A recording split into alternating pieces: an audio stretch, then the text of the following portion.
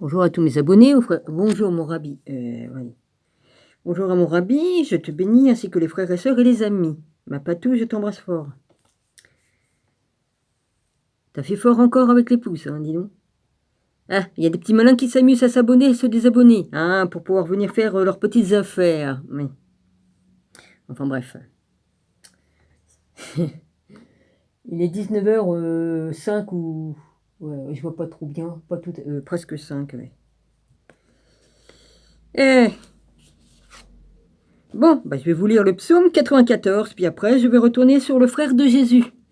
Faut bien prêcher un peu, hein? Allez.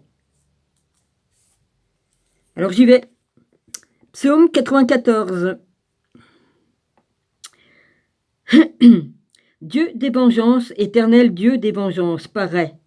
Lève-toi, juge de la terre. Rends aux orgueilleux selon leur œuvre. Jusqu'à quand les méchants, ô Éternel, jusqu'à quand les méchants triompheront-ils? J'ai vu ça dans un écrit sous une vidéo et j'ai trouvé ça... alors je me dis, tiens, je vais le lire. Ça correspond bien dans les temps où c'est qu'on est. Il discourt, il parle avec arrogance. Tous ceux qui font le mal se glorifient. Éternel, ils écrasent ton peuple, ils oppriment ton héritage, ils égorgent la veuve et l'étranger, ils assassinent les orphelins, et ils disent, l'Éternel ne regarde pas. Le Dieu de Jacob ne fait pas attention. Prenez-y garde, hommes stupides, insensés, quand serez-vous sage? Celui qui a planté l'oreille n'entendrait-il pas? Celui qui a formé l'œil ne verrait-il pas? Celui qui châtie les nations ne punirait-il point? Lui qui donne à l'homme l'intelligence. L'Éternel connaît les pensées de l'homme, il sait qu'elles sont vaines.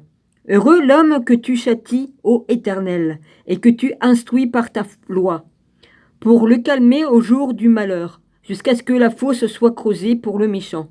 Car l'Éternel ne délaisse pas son peuple, il n'abandonne pas son héritage, car le jugement sera conforme à la justice. Et tous ceux dont le cœur est droit l'approuveront. Qui se lèvera pour moi contre les méchants? Qui me soutiendra contre ceux qui font le mal? Si l'Éternel n'était point mon secours, mon âme serait bien vite dans la demeure du silence. Quand je dis mon pied chancelle, ta bonté, ô Éternel, me sert d'appui. Quand les pensées s'agitent en foule au-dedans de moi, tes consolations réjouissent mon âme. Les méchants te feraient-ils siéger sur leur trône? Eux qui forment des desseins iniques en dépit de la loi. On est en plein dedans, les gars. Et après, ils se rassemblent contre la vie du juste et ils condamnent le sang innocent. Mais l'Éternel est ma retraite, mon Dieu, et le rocher de mon refuge. Il fera retomber sur eux leur iniquité, il les réduira au silence par leur méchanceté. L'Éternel, notre Dieu, les réduira au silence.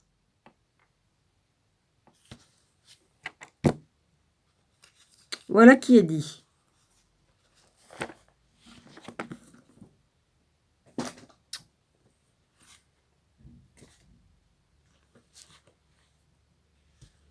Ah, c'est vrai qu'il faut que je m'occupe du courrier, là. Oh, je vais leur envoyer des papiers par lesquels que Gilles, il est mort, hein, parce qu'ils sont complètement dingos, de toute façon. Ils savent même plus s'ils sont mâles ou femelles. J'ai fait tout le nécessaire, et puis ils continuent à m'envoyer les factures d'eau pour Gilles, alors que c'est moi qui paie tout. Excusez-moi. C'est parce que je vois le courrier à la con, là, qu'ils m'ont envoyé, là. J'en ai marre. Ou alors je les appelle, mais ça va me coûter une blinde. Ils vont me faire mijoter pendant une demi-heure au bout du fil, là, avant de me répondre. Hein, monnaie. Ah, bah oui, il n'y a que ça qui compte. Bouffez-le, votre pognon. Moi, je vous le ferai bouffer, moi, vos billets, moi, tellement que vous adorez ça. Comme ça, vous chierez je sais pas, vous chierez des lingots d'or, peut-être. Oh, punaise. Non, mais franchement... Bon, excuse-moi, hein, faut que je me défoule un petit peu, hein. Comme je vois tout ce que je vois. Oh la vache. Orthodoxie et hérésie, Jacques et la quête de Jésus historique, du Jésus historique. Voilà, dans le livre Le frère de Jésus. Hein. Voilà. C'est Jeffrey.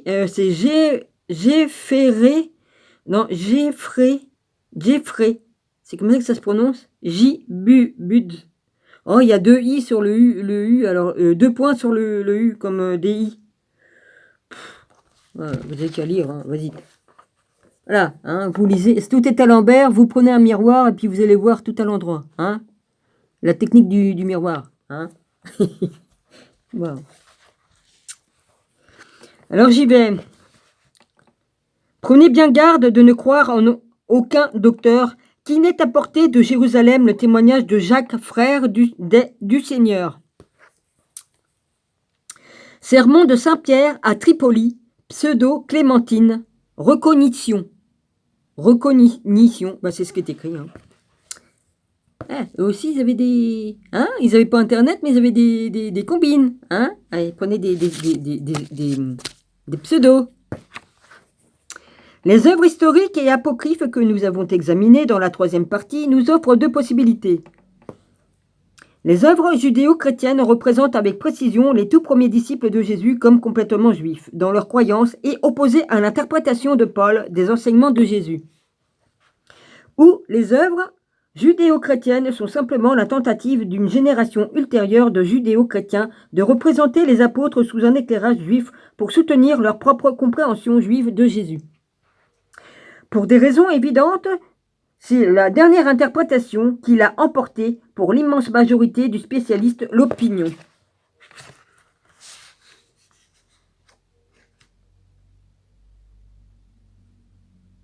Tu fais dodo ou t'as mis de la musique tout doucement? Oui, il faut bien que tu sois en forme pour toute la nuit, hein, c'est sûr. Moi, quand je me réveille, le matin, j'ai la tête comme une calebasse. J'arrive à dormir, mais je suis réveillé au moins 10 fois dans la nuit, et puis j'ai la tête comme ça, avec le boucan qui fait. Donc, je suis fatigué comme je me réveille, c'est obligé. Hein. Je fais ce que je veux, oui. Oui. C'est ce qu'il dit, je fais ce que je veux, oui, oui. Il est au-dessus de tout, lui. Remarque. Ben, faut que j'arrête avec ça, moi. Chrétienne, dominante. Oui, continue, Dominique, parce que tu te distrais par toi-même, il faut le faire. Hein. Alors, l'opinion, pour les raisons évidentes, c'est la dernière interprétation qui l'a emporté pour l'immense majorité des spécialistes. L'opinion chrétienne dominante est que les judéo-chrétiens ont décrit Jacques, leur héros, comme supérieur à Pierre et ont décrit les apôtres comme respectant de manière stricte la loi et opposés à Paul parce qu'ils prêchaient pour leurs saints. En réalité, selon la théorie dominante, Jacques et les apôtres étaient d'accord avec Paul pour abandonner la loi pour l'évangile de Jésus-Christ. À l'appui de cette compréhension traditionnelle, nous savons qu'un développement semblable a eu lieu dans la communauté chrétienne johannique qui a engendré l'Évangile et les épîtres de Jean.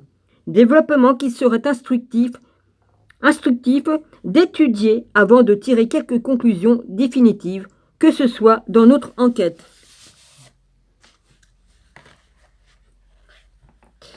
Parallèle chez Jean.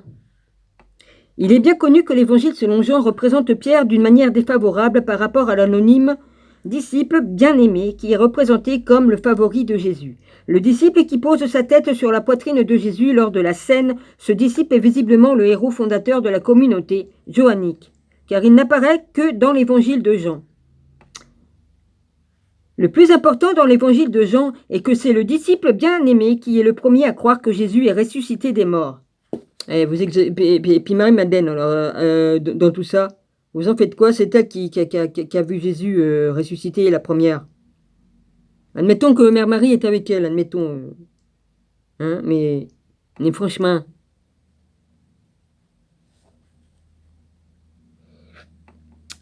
Alors, Jean 20, 2.8. Cependant, le disciple bien-aimé est curieusement absent dans les évangiles synoptiques, bien qu'il y ait eu beaucoup de théories disant que le disciple bien-aimé était Jean, le fils de Zébédée.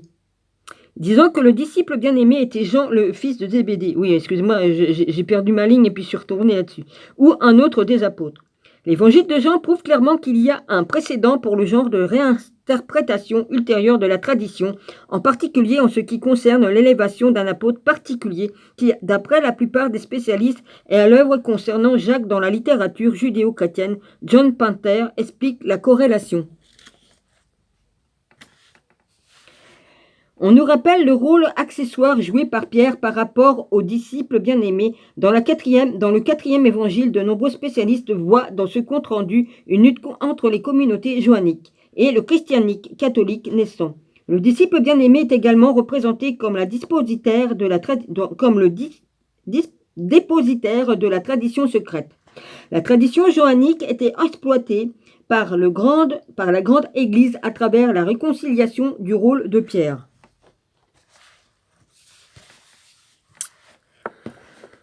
Alors, et du disciple bien-aimé dans l'épilogue de l'évangile et par l'acceptation de Jean comme l'un des 4 évangiles canoniques. Comme Pinter l'indique, l'évangile et les épîtres de Jean révèlent les luttes d'une communauté chrétienne particulière, dont les croyances et les pratiques étaient une tension avec d'autres anciennes communautés chrétiennes. Raymond Brown a écrit le compte-rendu le plus instructif à ce sujet dans son ouvrage magnifique Ten Community of Ten Beloved. Ça doit se prononcer comme ça, B-E-L-O-V-E-D. Disciple. Il est également bien connu que la saveur clairement gnostique, pourquoi je dis sauveur, moi, vas-y. Il est également bien connu que la saveur clairement gnostique de l'évangile de Jean a fait que son orthodoxie a été minutieusement examinée avant qu'il soit autorisé à rejoindre les évangiles synoptiques. Dans le dernier canon du Nouveau Testament, ce n'est qu'à la fin du IIIe et au IVe siècle, quand le christianisme a pris l'ampleur jusqu'à devenir la religion officielle de l'Empire romain, que ce qu'il était autrefois, un petit nombre d'églises distinctes avec des théologies et des christologies qui différaient et souvent qui rivalisaient, ont commencé à être contraintes par les circonstances politiques à tourner autour d'un credo commun. Ainsi a surgi l'élan pour la convocation des premiers conciles de l'Église, tels que Nicée en 325. Et Chalcédoine en 451, dans lequel les évêques d'Occident et les patriarches d'Orient et leurs délégués des principales villes autour de l'Empire ont décidé que quelques croyances à propos de Jésus étaient orthodoxes et qu'elles étaient celles à condamner pour toujours comme de l'hérésie.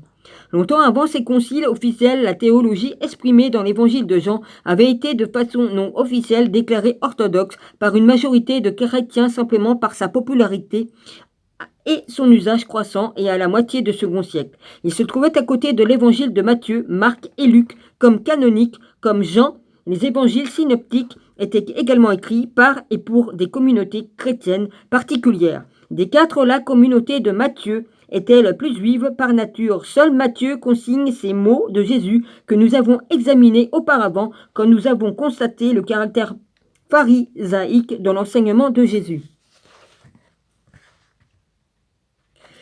N'allez pas croire que je sois venu abolir la loi. Je ne suis pas venu abolir, mais accomplir, car je vous le dis en vérité, avant que ne passe le ciel et la terre, pas un i, pas un point sur un i, sur le lit, le i, ouais, sur le lit, ouais, il marque L, virgule en dessus, puis après le i après, ne passera de la loi. Celui donc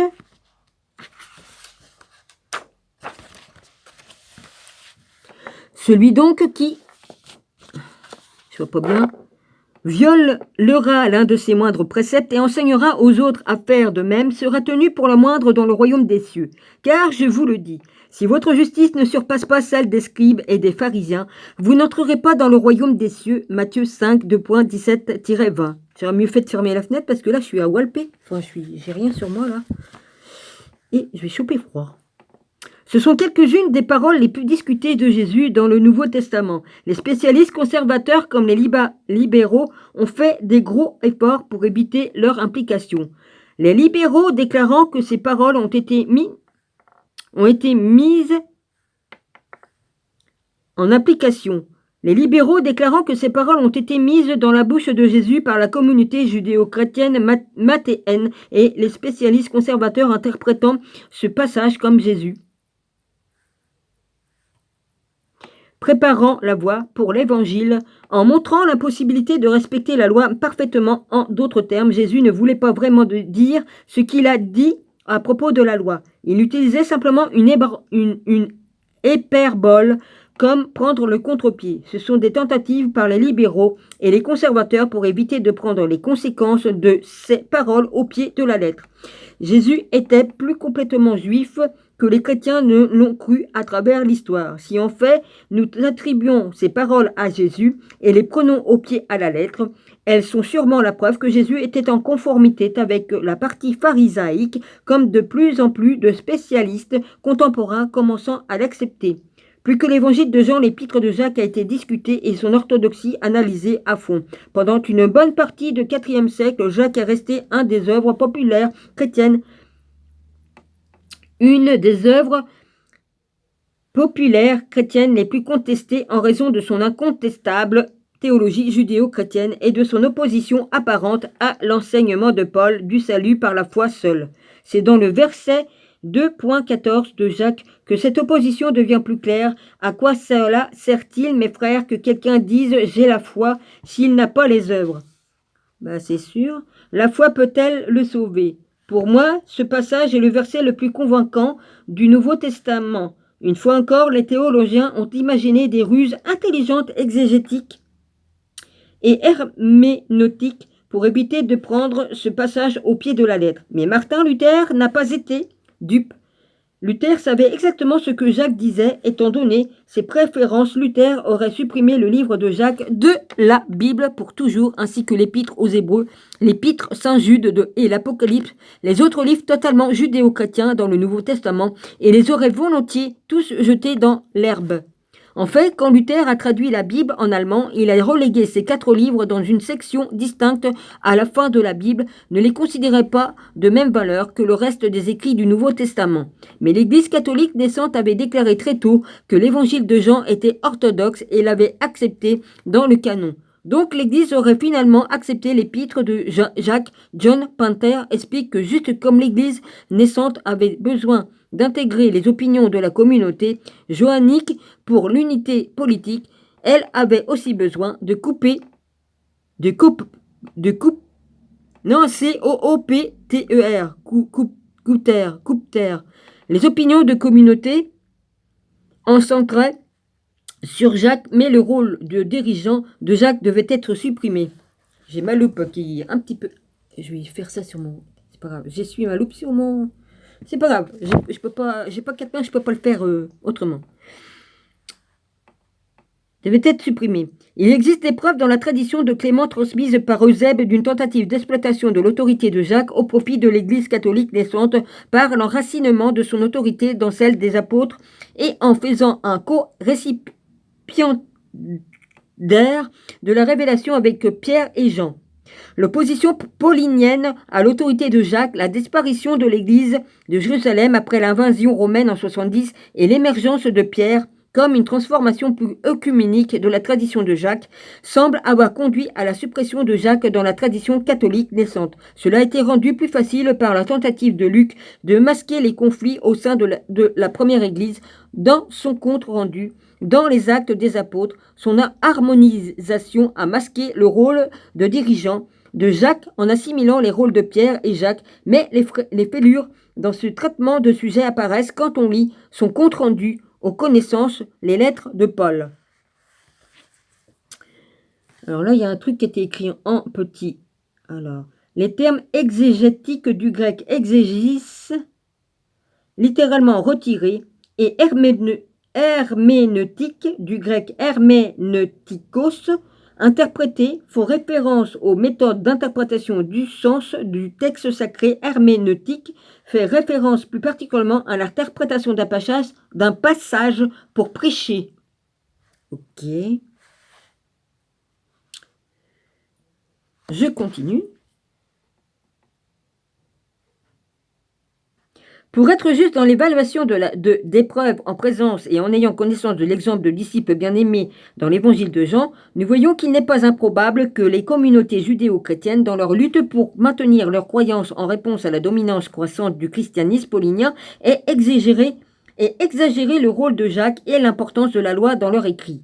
Et tandis que les tendances dans la littérature judéo-chrétienne ultérieure consistent clairement à élever Jacques parfois frisant l'incroyable et qui pourrait sembler réduire la crédibilité de ses écrits, nous ne devons pas oublier que ce n'est pas seulement dans la littérature. Page 173, je passe à la 174. Ça c'est pour me repérer si je réécoute ma vidéo.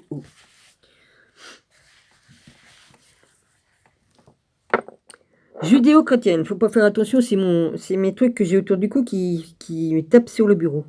Judéo-chrétienne que nous trouvons Jacques élevé au-dessus de Pierre. Nous voyons également ceci dans les Actes des Apôtres et dans l'Épître aux Galates. C'est également dans les Actes de l'Épître aux Galates que nous voyons tant de preuves de la judéité complète de Jacques et des apôtres. Donc le rôle de dirigeant de Jacques, je vais mettre ma main, hein. Dans les Actes des Apôtres, dans l'Épître de Galates, c'est également dans les Actes aux Épîtres aux Galates que nous voyons tant de preuves de la judéité complète de Jacques et des apôtres. Donc le rôle de dirigeant de Jacques et la stricte judéité des apôtres, ce sont clairement pas des inventions totales de la communauté judéo-chrétienne qui a suivi. Ils peuvent en effet être quelque peu exagérés, mais leur base est en fait solide.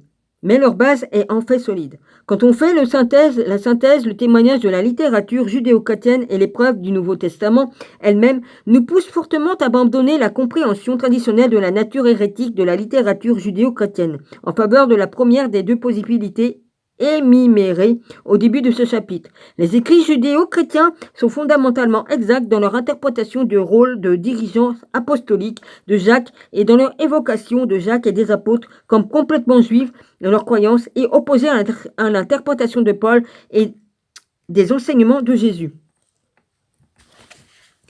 Visiblement, c'est une théorie révolutionnaire sur les origines du christianisme. Cependant, une fois qu'on accepte cette compréhension comme l'inévitable résultat d'une réévaluation impartiate des preuves, les pièces du puzzle apparemment mal assorties dans le Nouveau Testament s'assemblent et une plus grande... Attends, je me perds. Les pièces du puzzle apparemment mal assorties dans le Nouveau Testament s'assemblent et une plus grande image se dessine clairement. L'image qui se dégage peut choquer de nombreux chrétiens traditionnels. Pour beaucoup, ce sera absolument blasphématoire. La vérité est blasphématoire, les gars? Vous voulez pas admettre qu'on s'est fait tromper? Qu'on nous a menti sur beaucoup de choses? Qu'on a changé beaucoup de choses dans les écrits? Il faut avoir l'intelligence du cœur et de l'esprit que Dieu nous donne. Et qui cherche trouve, demande et tu reçois. Ça, c'est pas compliqué. Comme on veut la vérité, on la trouve. C'est depuis une image qui a la possibilité de dissoudre de nombreuses vérités adorées et de briser un paradigme en place depuis presque 2000 ans. Mais à sa place, il est possible de voir émerger une image plus fidèle et plus noble. Jésus et le judaïsme. Alors avant de continuer, j'ai envie de dire quelque chose. J'ai envie de dire beaucoup de choses, mais... Qu'est-ce que je veux dire? Ah oui, YouTube.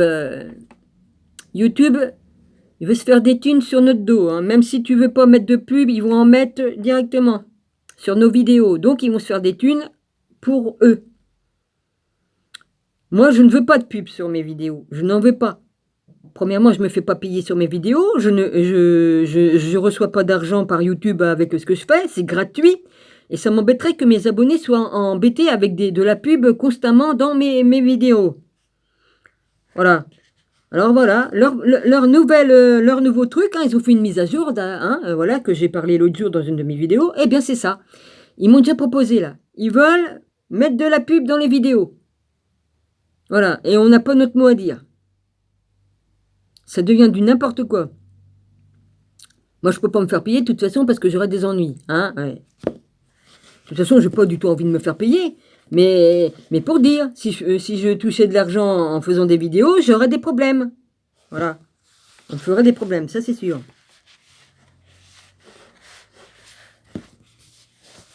Alors YouTube a envie de se faire des thunes, voilà. Excuse-moi YouTube, mais je dis une grande vérité. Je voulais dire autre chose aussi, mais c'est reparti. Qu'est-ce que je voulais dire, Seigneur? Je voulais dire autre chose. Et c'est parti. C'est pas grave. Si ça revient, je vous le dirai après. C'est pas grave. Ah ouais, je voulais dire. Les gars, là, les 6000 personnes qui regardent mes vidéos sont abonnés. Ça vous fait mal au doigt de vous abonner et puis de mettre un pouce? Parce que l'énergie que je mets, moi, dans mes vidéos, ça demande quand même beaucoup d'énergie pour moi pour lire. Hein. C'est quand même pas très, très, très gentil de ne pas vous abonner. Ça vous coûte rien du tout, c'est gratuit. C'est gratuit. Hein. D'autant plus que mes vidéos sont gratuites. Hein. Je ne fais pas payer les gens pour aller venir les voir. Je dis, c'est pas un abonnement payant. Hein.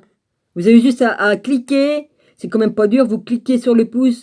Et puis vous m'écrivez aussi un petit mot. Hein. Et puis me dire si ça vous plaît ou pas. Hein. C'est quand même pas dur. Je sais pas moi. Parce que les 1000 abonnés, je les aurais depuis longtemps. Hein, parce que sur une vidéo qui a fait 6684 abonnés qui avaient cliqué dessus, j'ai pas 6684 abonnés. Non, je crois pas, non. Hein, et puis les petits cocos là qui s'amusent là à s'abonner, se désabonner pour venir faire leurs petits trucs là. Ça va bien. Hein. Ça va un temps aussi. Hein.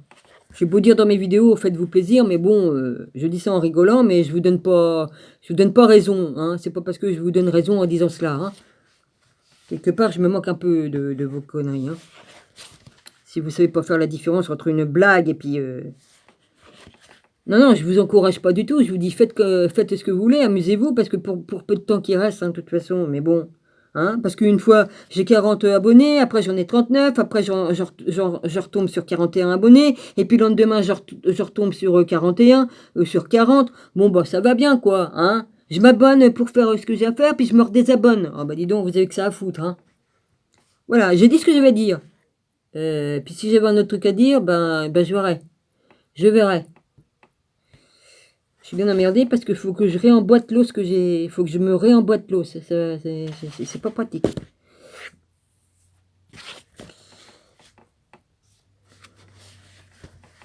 Ben, Jésus et le judaïsme.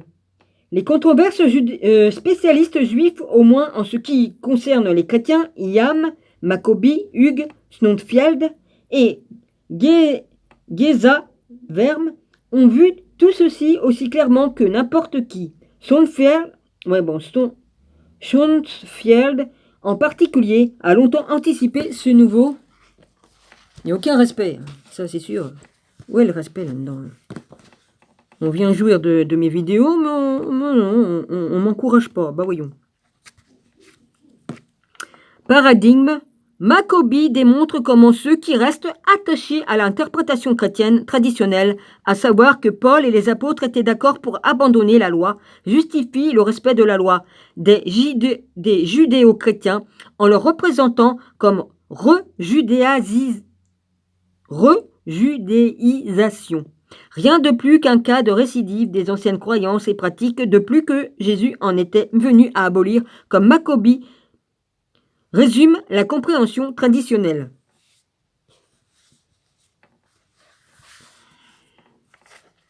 Plus tard, d'autres mouvements dans le christianisme, comme les ébionites, furent considérés comme des sectes rejudéisantes qui retombèrent dans le judaïsme, incapables de porter la nouveauté du christianisme.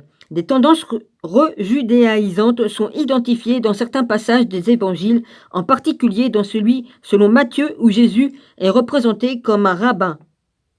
Mais il n'y a pas à le représenter comme un rabbin, il était rabbin. Cela dit, l'argumentation ne signifie pas qu'il en fut un. Et moi je vous dis que si. Mais parce que l'auteur de l'évangile ou la section de l'église à laquelle il appartient était atteinte par une tendance rejudéisante qu'ils rabbinisèrent. Jésus est modéré l'étendue de sa rébellion contre le judaïsme, tout le témoignage du judaïsme de Jésus dans les évangiles de ce point de vue serait dû à une altération tardive du texte qui originellement représente Jésus comme rejetant le judaïsme. Bon, bah posez-lui la question, hein, il vous répondra peut-être. Je sais pas, moi. Hein? Si vous avez l'Esprit Saint en vous, vous demandez et puis vous aurez la réponse, hein? Non, mais franchement. Il était bien rabbin, rabbi, hein? Il était bien juif. Donc, si t'es juif, tu suis la loi, il y a la loi, les 10 commandements, point barre. Depuis quand qu'on change la loi que Dieu a faite? Le Père Céleste. Depuis quand qu'on discute de dire non, c'est pas ça, c'est pas ci?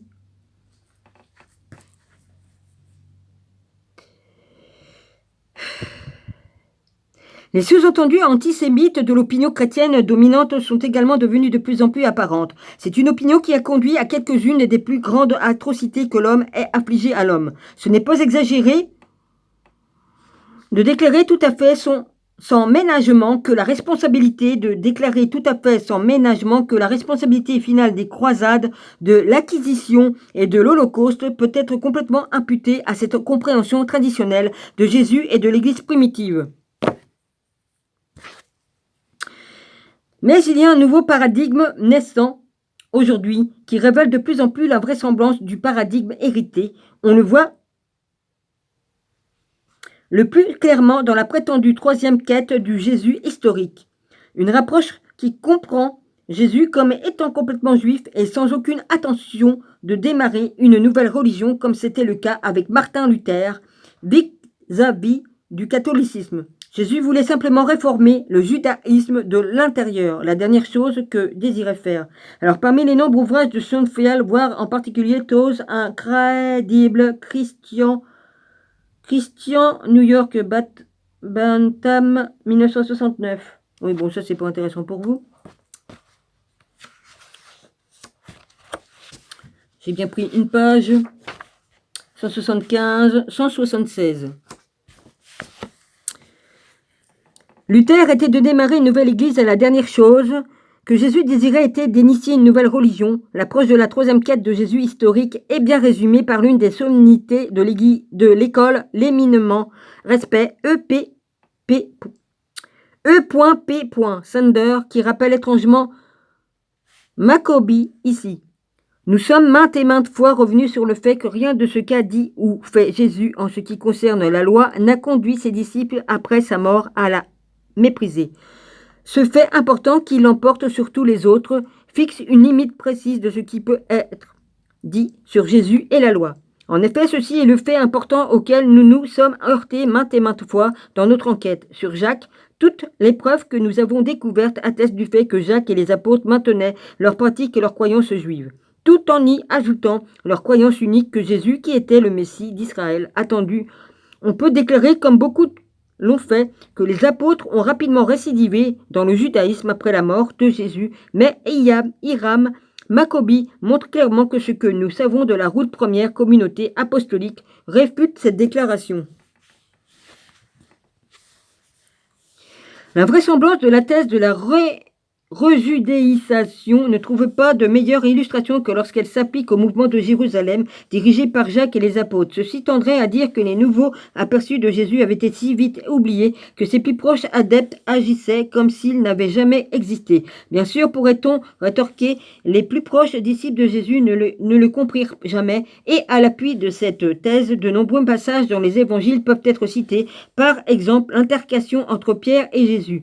Le premier reprochant au second l'annonce de la nécessité de sa mort sacrificielle. Mais qu'est-ce qui est le plus probable? Que les plus proches disciples de Jésus ne purent comprendre son plus important message ou que les chrétiens pauliniens rédigeant des évangiles quelques 50 ans après la mort de Jésus aient confronté au fait difficile à digérer que l'église de Jérusalem n'était pas au courant de la doctrine de Paul, durent insérer dans leur évangile du matériel diffamatoire sur les apôtres afin de contrecarrer l'influence de l'église de Jérusalem. Le récit de Marc sur Pierre, loin de prouver que Pierre ne comprit pas Jésus, témoigne du dilemme de christianisme paulinien qui mettait en avant un portrait de Jésus qui était démenti par les gens les plus dignes de foi, les dirigeants du mouvement Jérusalem, les compagnons de Jésus.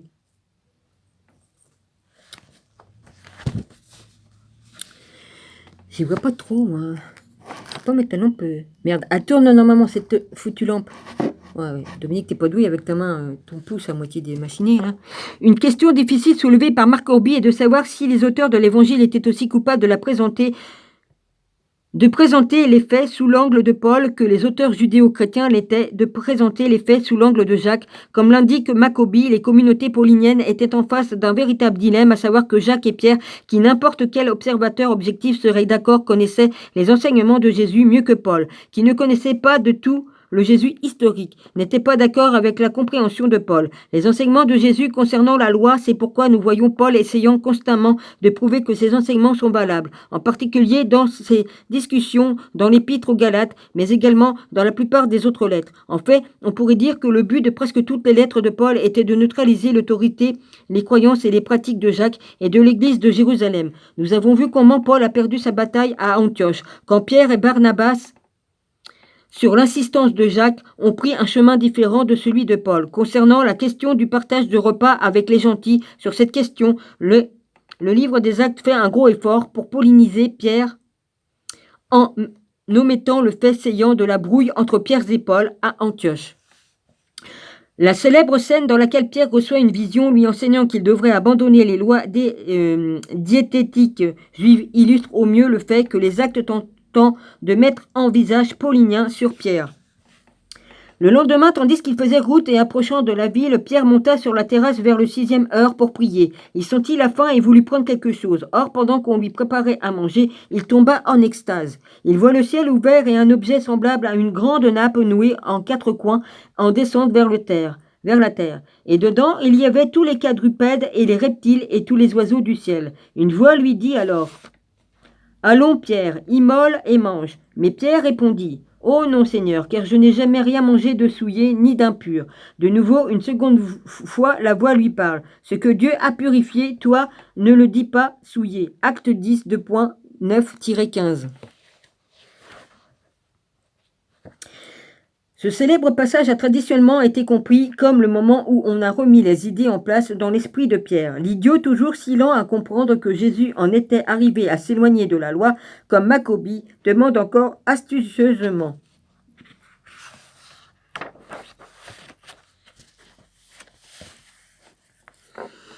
pourquoi était-il nécessaire que Pierre eût une vision spéciale pour lui dire quelque chose qui, selon les évangiles, lui avait déjà été dit par Jésus? Pourquoi Pierre dit-il avec une telle étourderie qu'il contredit même une voix venant de Dieu?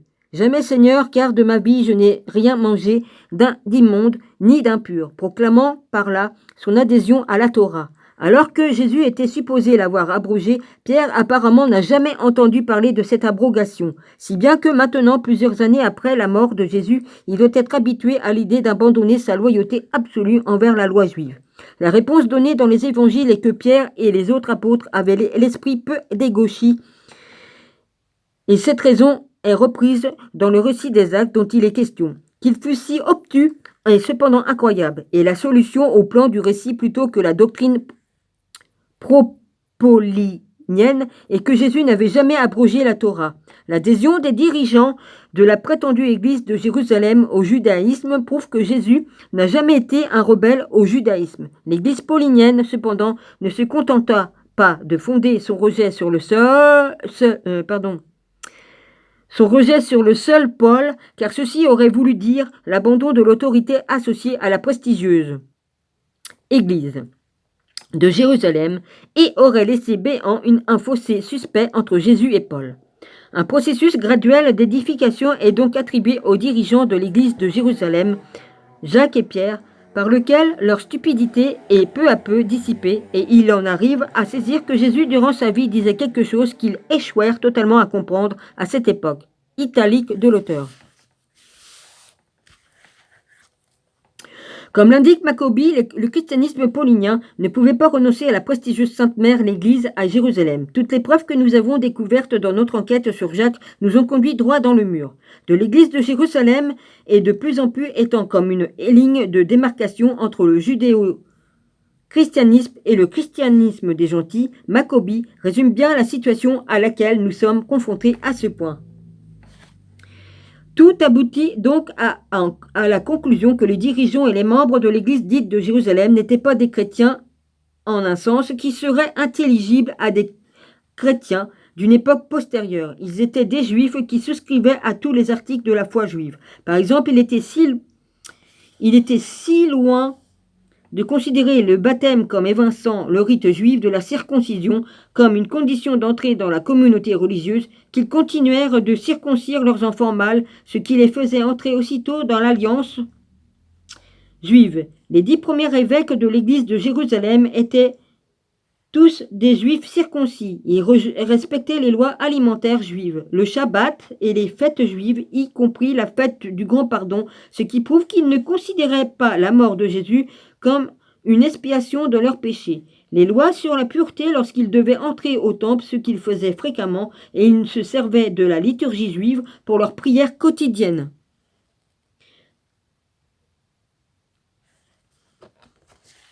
Rien n'a changé, hein, il faut toujours faire la même chose. Yahweh, il n'a jamais dit qu'il fallait pas continuer de faire selon la loi. Hein. Les 10 commandements, ce sont les 10 commandements. La loi est la loi. Elle n'a pas changé d'un iota depuis très longtemps. Hein. Pourquoi que ça aurait changé? Le premier disciple de Jésus avec lequel Paul eut des contacts amène Ananias de Damas est décrit comme un homme pieux, fidèle à la loi, dont la réputation était bonne auprès de tous les Juifs qui habitaient là. Acte 22, 2.12.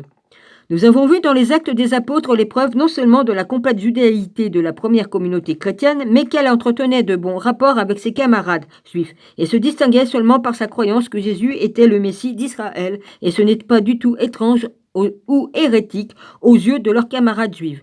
De nombreux juifs à l'époque de Jésus croyaient que le Messie était arrivé au travers d'autres personnages. Un grand nombre des disciples de Jean-Baptiste pensaient qu'il était le Messie, que les disciples de Jésus le revendiquaient comme le Messie, qui n'aurait pas forcément été considéré comme hérétique ou même excentrique par leurs camarades juifs, en particulier si Jésus et sa famille étaient d'origine davidique. En fait, ce qui est de plus en plus admis dans les études de Jésus historiques, en particulier dans l'approche de la troisième quête, et qui est illustré en particulier dans l'œuvre de N.T. Wrigh, je sais pas le dire, W-R-I-G-H-T, et que Jésus revendiquait en effet le statut de Messie davidique pour lui-même. Beaucoup au-delà du cercle de ses disciples immédiats ont également accepté cette revendication. Par conséquent, il devient de plus en plus clair que la compréhension traditionnelle que l'on retrouve dans les évangiles et disant qu'un grand nombre de juifs se retournaient contre Jésus, faux prétendant messianique, et exigeaient sa mort, est un antisémitisme désastreux qui est apparu seulement des dizaines d'années après la mort de Jésus, alors que la forme de christianisme paulinien gentil grossissait et gagnait du pouvoir. Ce développement se retrouve particulièrement chez Jean, le dernier des 4 évangiles. Maccabée indique ainsi des choses fascinantes sur la façon dont Jésus est représenté dans le livre des Actes que la plupart des chrétiens ne voient pas, probablement parce que Maccabée lit la littérature chrétienne à travers des yeux juifs. Assez étrangement, il revendique que les comptes rendus dans les Actes des... je continuerai après parce qu'il y a des petits trucs à lire en bas. Depuis Bullmann, la croyance est l'origine davidique pure que Jésus a été suspect dans l'érudition chrétienne libérale dans laquelle la parenté davidique de Jésus a généralement été comprise comme métaphorique. Même l'idée de la revendication de Jésus du statut de Messie pour lui-même a été suspecte. Page 179, je vais sur la 180. Alors, que les comptes rendus dans les actes des apôtres sont apparemment basés sur des anciens récits des Nazaréens de Jérusalem. Rien n'est dit ici à propos de la création d'une nouvelle religion. La doctrine qui caractérise le christianisme tel qu'il s'est développé plus tard, sous l'influence de Paul, n'est pas présente. Aussi, Jésus n'est-il pas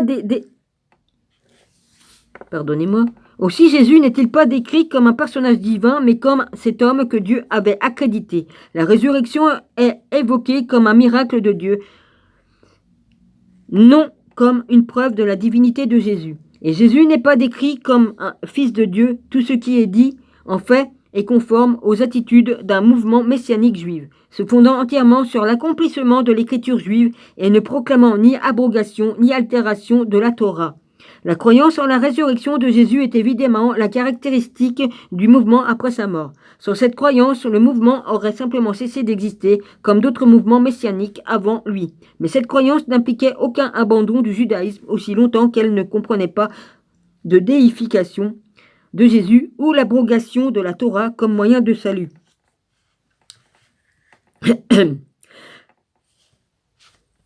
J'ai mal au cou. Ça, le mauvais coup que j'avais pris, ça m'a foutu de la merde dans les vertèbres. Hein. Alors, la croyance et la résurrection de Jésus étaient en effet l'innovation caractéristique, comme Maccabée le fait péniblement bien comprendre. La seule innovation que les disciples de Jésus ont apportée au judaïsme, plus Maccabée ensuite conclut. Il est extrêmement clair que Jacques et ses disciples dans le mouvement de Jérusalem ne voyaient aucune contradiction entre les appartenances au mouvement et le fait d'être des juifs fidèles. Au contraire, ils attendaient de leurs membres qu'ils fussent exemplaires à tout égard. Comme Iam Maccabée est un juif, de nombreux chrétiens déclareront que son opinion est déformée, qu'il échoue à comprendre l'évangile de Jésus-Christ, mais qu'il est intéressant que les conclusions de nombreux spécialistes chrétiens contemporains du Jésus historique, en particulier de l'école de la troisième quête, s'accordent en grande partie avec Maccabée. De plus, les conclusions de James Dunn, le spécialiste chrétien traditionnel largement respecté, rassemblent extrêmement à celles de Maccabée. Ressemblant extrêmement à celles de Maccabée. Excuse-moi.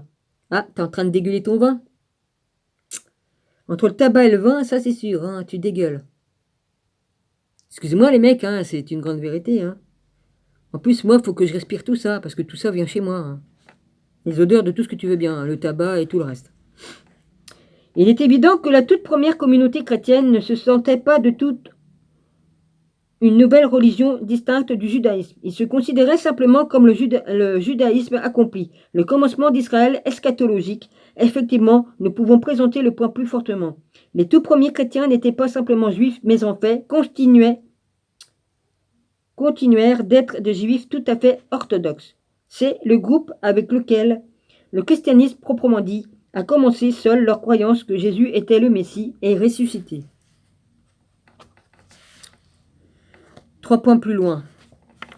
Les distinguent de la majorité de leurs camarades juifs. Aucune autre des grandes caractéristiques chrétiennes qui s'expriment dans et à travers Paul n'est présente. Si maintenant nous déplaçons notre regard au-dessus du christianisme jusqu'à environ 150 ans et au-delà, il devient évidemment évident que la situation s'était considérablement modifiée. Le judéo-christianisme, loin d'être la seule forme de christianisme, commence maintenant à être clarifié comme non orthodoxe et hérétique. Comme non orthodoxe et hérétique. L'analyse de Dunn était en fait déjà reconnue et admise par les spécialistes chrétiens libéraux en Allemagne. Dans les années 1800, le plus notablement F.C. Bohr, comme la note Maccabée, l'exégèse du Nouveau Testament au XIXe siècle, dans son ensemble reconnut ces faits et leur donna leur exacte valeur. Il incomberait à l'érudition du XXe siècle, inquiète de l'effet dévastateur de cette reconnaissance sur la croyance chrétienne conventionnelle d'obscurcir la chose. Excuse-moi. Commence à faire noir. Ben, il va faire noir bientôt, hein. L'héritage de F.C. Bohr. Oui, bah après, je vais être obligé de m'habiller Je suis en pyjama, je suis avec des vieux machins, là, vas-y. Ça me sert de pyjama, les vieux trucs. Il faut que je m'habille pour descendre en bas pour voir le courrier. J'attends le restant de mon colis que j'avais eu, là, pour les trucs que j'avais commandés, là. Il y a 2 choses à récupérer. Un livre et puis un pendentif en cristal de roche. S'ils mettent autant de temps à m'envoyer ce qu'ils me doivent, j'espère que non, qu'ils vont pas mettre 15 jours. Ils m'ont dit 15 jours, les 15 jours ils sont passés là. Je devrais recevoir normalement ce qu'ils me doivent. Bon, il y a du retard, c'est obligé, hein, ça traîne. Sinon, la boîte, elle est sérieuse. Hein. Ça, elle a toujours été sérieuse. Ça fait des années que, normalement, je commandais là-bas. Et puis, à un moment donné, j'ai plus reçu le catalogue. Donc, j'ai dû demander de le recevoir. Non, ça merde dans leurs ordinateurs. À un moment donné, si tu commandes pas assez souvent, bah, hop, ça fout le camp, quoi. Ils t'oublient. Je vais quand même pas commander tous les mois, quand même. Ben... Et puis là, je vais commander un livre, mais ça sera pas pour vous, ça sera pas pour vous parce que c'est pour, bah, c'est quoi? Bah, je vais seulement vous dire ce que c'est, mais c'est tout. Hein. Ça s'appelle quoi? Soigner l'invisible qui vous entoure. Trouver très vite. Oui, c'est pour les énergies.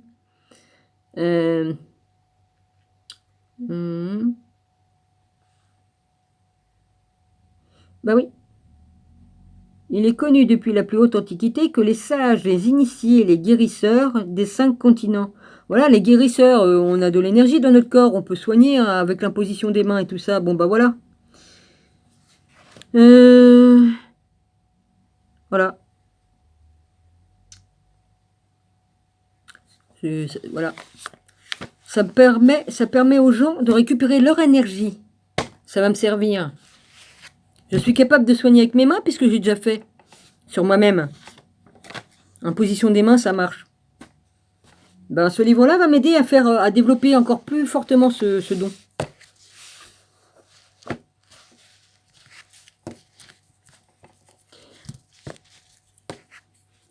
Alors, l'héritage, je vais en commander d'autres parce que j'ai loupé pas mal de commandes. Je vais voir s'ils ont encore les livres. Ils me rembourseront, s'ils l'ont pas, ou ils me mettront un autre livre. C'est pas grave, c'est pas un problème. Ça fait 30 ans que je connais cette boîte et... Donc, c'est pas un problème. Je vais acheter les livres que j'ai besoin pour... ça sert pour s'élever encore plus dans la lumière, hein. Ça aide. Voilà. Ça aide, et de toute façon, je continuerai d'étudier. J'étudie depuis l'âge de mes 10 ans, donc je continue. Je continue. La connaissance est très importante. Excusez-moi, je commence à être fatigué là. Vas-y. Hein. L'héritage de FC. Bourg. Alors, je vais continuer. Hein. J'en fais combien, moi 51 minutes et des poussières. Alors, l'héritage de FC. Bourg. C'était en 1831 que FC. Bourg a proposé l'hypothèse révolutionnaire que nous avons déjà examinée, à savoir que la première communauté chrétienne soi-disant unie ressemblait en fait à deux partis politiques en contradiction et que les deux saints patrons de l'église chrétienne, Pierre et Paul, ressemblaient plus à des cousins ennemis qu'à des frères dans la foi.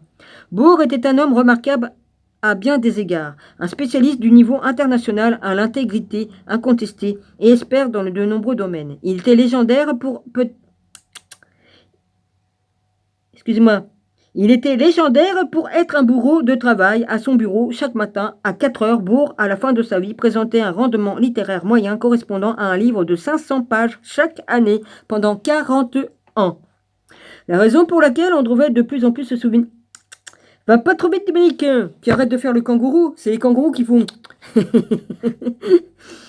La raison pour laquelle on devrait le plus se souvenir de Bourg, en dépit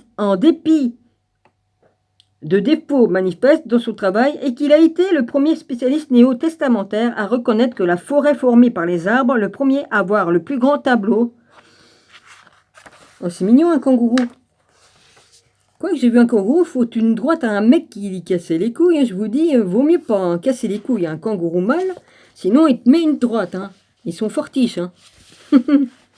Hein, j'ai vu ça dans une vidéo. Oh putain, le mec il a pas été déçu. Hein. Excusez-moi. Je suis pas marseillaise, mais je dis tout le temps putain. Moi. Ben, on avait un copain marseillais, il disait tout le temps. Oui, vous me direz, c'est pas une raison de le dire. Il repose en paix. J'espère qu'il repose en paix, oui. Ben, on y avait mis un faux cœur, un cœur en plastique. Il a survécu quelque temps, mais il était plus du tout lui-même hein, après avoir eu ça. Il était plus lui-même, il était devenu... ouais, c'est... Il y a pas... Hein, le cœur, c'est le siège de... Hein, et si on t'enlève ton cœur et qu'on te met une machine à la place, ce que t'avais à la place du cœur, là, dans ton cœur, il n'y est plus. Hein. J'avais vu combien qu'il avait changé.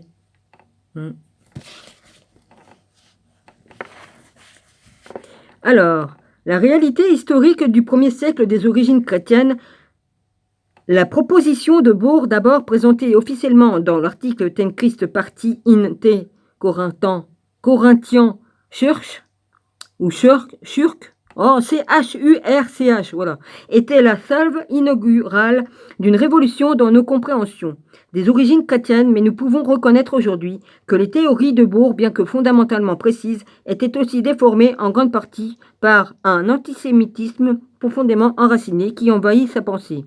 Bien que Bohr reconnaissait la complète judéité de Jacques et des apôtres, lui aussi pensait que c'était une conséquence du rejudéisation, bien que les spécialistes chrétiens conservateurs l'aient attaqué sans embâche pour ses opinions libérales avec du recul. Bohr était encore un chrétien traditionnel paulinien qui croyait que Jésus était venu pour créer une nouvelle religion supérieure au judaïsme. Un des critiques les plus vifs de ces derniers temps était l'estime spécialiste néo-testamentaire Johannes Munk. Dans son œuvre acclamée Paul Anten Salvation of Mankind, Munch résume succinctement la théorie de Bohr et montre la faiblesse inhérente à cette dernière. L'opinion de Bohr sur le développement du premier christianisme insiste sur le contraste du parti entre l'Église primitive en Paul. Il place tout le temps les apôtres et l'Église tout entière sur un terrain juif en dehors de leur croyance en Jésus crucifié comme le Messie à venir. Concernant Jésus, tout ce qui était l'expression d'une nouvelle religion était soit oublié, soit complètement négligé dans le souvenir des apôtres. Quand Paul redécouvre l'universalité et la liberté que Jésus représentait, ça le met en conflit avec l'Église primitive qui refuse d'approuver son message. Munk évoque ensuite ce qu'il pense être le problème fondamental inhérent à la théorie de Bohr. Excusez-moi, digestion. Je vais plus rien y voir, moi, la fin force. Ouais, je vais plus rien y voir. J'en ai pour une minute. Ben, on ferme le truc, là, le rideau, on allume la lumière, et puis voilà, hein. Ouais.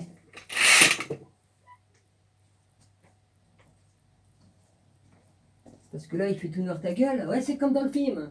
Il fait tout noir ta gueule. C'était marrant, ça, le film. Ouais.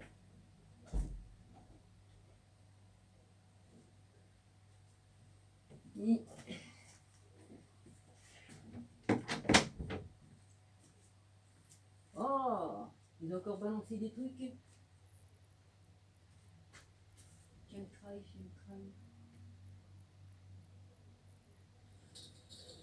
Ouais. Bon. Comment ça se fait que ça fait un truc que le truc a bougé là? J'ai oui avec mon oreille là, la porte s'est rouverte ou pas? Non?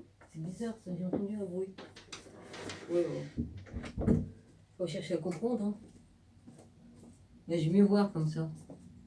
Excusez-moi, hein. Oui, parce que j'ai pas m'esquinter les yeux dans le noir, hein. J'ai de la lumière, je m'en sers. La vache. Me revoici. Oui, parce qu'après, je vais me peler, là, je commence... Alors... Il est quelle heure? Ah ouais, 8 heures. Ah, quand même. Ouais. Alors, j'en suis douze. Il m'en confie avec l'Église primitive qui refuse d'approuver son message. Munch évoque ensuite ce qu'il pense être le problème fondamental inhérent à la théorie de Bohr. Il est tout à fait incroyable que les disciples de Jésus qui étaient les plus proches de lui durant tout son ministère, non mais je veux dire le mot et puis il y a un autre qui sort, c'est chiant, n'aient rien appris, rien retenu de sa vie et de son enseignement, mais aient continué à avoir un point de vue juif, en dehors bien sûr de leur croyance que Jésus crucifié était le Messie à venir. J'avais tout lu, hein.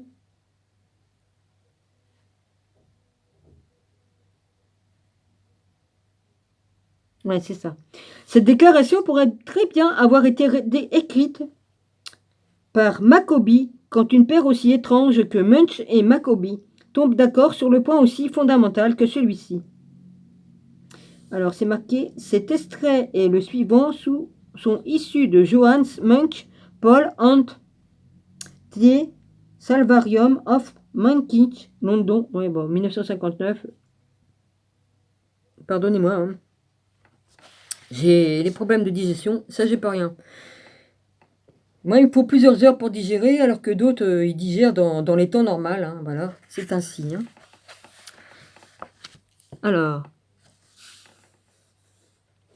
Alors, sur un point aussi fondamental que celui-ci, virgule, nous savons que nous allons faire une découverte intéressante. Munch ne pouvait simplement pas se résoudre à croire que les disciples auraient conservé leur croyance juive traditionnelle après avoir été éclairés par Jésus, et c'est pourquoi il a rejeté la thèse de Bohr. Pour sa part, Bohr était en avance sur son temps. En insistant sur la judaïté de l'église de Jérusalem et le manque d'harmonie au sein de la première église dans son ensemble, ce qui le place à part de la plupart des spécialistes de la troisième quête aujourd'hui, et qu'il attribuait à l'adhésion des disciples à la loi, à une récidive, mais c'est là que Bohr a fait sa seule vraie erreur. Comme toutes les évidences que nous avons examinées nous l'ont montré, l'adhésion suivie des apôtres à la foi et à la pratique juive n'était bel et bien pas en cas de rejudaïsation, comme Maccabée le fait carrément bien comprendre. Les disciples n'avaient simplement jamais abandonné leurs croyances et leurs pratiques juives. Ah, il y a un truc marrant aussi qui s'est passé. Ah, j'ai oublié de lire tout à l'heure. Hein, ceux qui me mettent des pouces en bas. Hein. Ah, bah, il y en a qui s'est barré. Hein, il s'est barré. Ouais. Il y avait 3 pouces en bas. Il y en a un qui s'est barré, il n'y en a plus que 2. Ouais. Il se passe des trucs étranges quand même sur ma chaîne. Hein. Ça va, ça vient. Je m'abonne, je me désabonne pour aller faire mes petites affaires. Et puis, oh là là là là. Il s'en passe. Trop rigolo. C'est marrant comme tout, hein. Alors, bien que comprendre, les disciples n'avaient simplement jamais abandonné leurs croyances et leurs pratiques juives. Et une raison qui met une classe à nous autres chrétiens des temps modernes, est que Jésus n'avait pas abandonné ses croyances et ses pratiques. Une autre composante de la théorie de Bohr qui est restée influente est l'idée que ce fut dans les concessions mutuelles, ce que les spécialistes appellent techniquement la dialectique d'après la philosophe G.W.E. Il n'y a pas de espèce d'andouille, il y a un point. G.W.F. Hegel. Au travers des frictions et luttes entre les églises judéo-chrétiennes et pagano-chrétiennes qu'une nouvelle religion, le christianisme tel qu'on le connaît aujourd'hui, est apparu. Le commentateur évangélique Timothy George fournit l'un des meilleurs résumés sur lesquels je sois tombé de la pensée de Bohr sur les origines dialectiques du christianisme. Bohr a proposé que l'histoire du début du christianisme puisse être lue en termes d'opposition polaire de 2 factions rivales, l'une conduite par Paul et Apollos, insistait sur la mission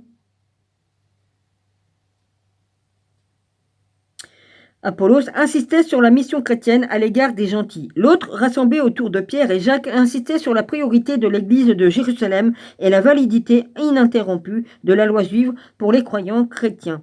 Selon cette opposition, le parti de Paul a continué à devenir de plus en plus radical dans sa rupture avec le judaïsme jusqu'à être finalement absorbé dans l'agnosticisme. Le parti de Pierre, de l'autre côté, est devenu de plus en plus limité, évoluant progressivement vers des groupes sectaires judéo-chrétiens, tels que les Ébionites. Finalement, une synthèse entre les extrêmes de Paul et Pierre a été réalisée dans l'émergence du premier catholicisme.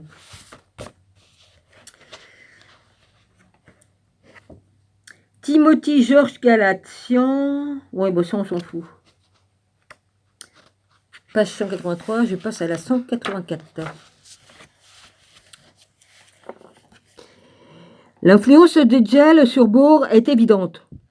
Hegel comprenait toute l'histoire comme précédant de façon dialectique. Dans la lutte entre une thèse et une antithèse, une nouvelle synthèse émergeait dans le cas de la première église. C'était dans la lutte entre le judéo-christianisme basé à Jérusalem et le christianisme des gentils basé sur Paul que la synthèse du christianisme catholique a émergé. Il est possible de voir cette théorie se jouer dans les pages du Nouveau Testament. La thèse judéo-chrétienne est représentée dans le livre des Hébreux. Les livres des Hébreux, de Jacques, de Jude et dans l'Apocalypse. Le corpus de Paul représente l'antithèse et les actes conciliants représentent la toute première synthèse des 2 pôles.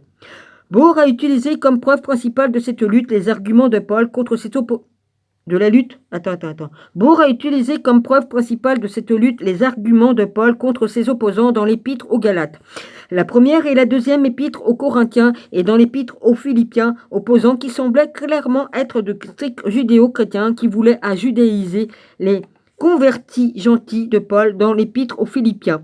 Paul écrit sur eux avec amertume: prenez garde aux chiens, prenez garde aux mauvais ouvriers, prenez garde aux faux circoncis, car c'est nous qui sommes les circoncis, nous qui offrons le culte selon l'Esprit de Dieu et tirons notre gloire du Christ Jésus au lieu de placer notre confiance dans la chair. 3.2.3, c'est exactement ça qu'il faut faire. C'est un des classiques passages au vitriol de Paul contre ceux qui revendiquent que la circoncision est nécessaire pour le salut. Dans l'épître aux Galates, Paul est furieux contre les croyants à Galates parce qu'ils sont voués à ensorceler. Est-ce que pour avoir pratiqué la loi que vous Est-ce pour avoir pratiqué la loi que vous avez reçu l'Esprit ou pour avoir cru à la prédication? Êtes-vous à ce point dépourvu d'intelligence que de ne commencer par l'Esprit pour finir maintenant dans la chair? Dans la deuxième épître aux Corinthiens, Paul, de façon similaire, se répand en injures contre les chrétiens corinthiens pour leur crédulité. Mais j'ai bien peur qu'à l'évangile d'Ève, que le serpent a dupé par son astuce, vos pensées ne se corrompent en s'écartant, si le premier venu, en effet, prêche un autre Jésus que celui que nous avons prêché, ou un évangile différent de celui que vous avez accueilli. Vous le supportez fort bien. J'estime pourtant ne le céder en rien à cet achiapôtre. Achiapôtre, c'est marqué comme ça. 11.3-5. Savoir qui au juste sont des achiapôtres qui ont dupé les croyants à Corinthe est une autre des questions vivement débattues dans l'exégèse du Nouveau Testament. Puis Paul les décrit mystérieusement comme des faux apôtres, des ouvriers trompeurs qui se déguisent en apôtres du Christ. En rien d'étonnant, Satan lui-même se déguise bien en ange de lumière. Oh, mais je l'ai souvent dit dans mes vidéos. Je m'excuse, hein. Je rote, j'y peux rien. C'est l'acidité que j'ai dans l'estomac, hein, à cause que j'ai pas de vésicule. C'est très acide. Et ça peut me faire des ulcères à l'estomac. Alors...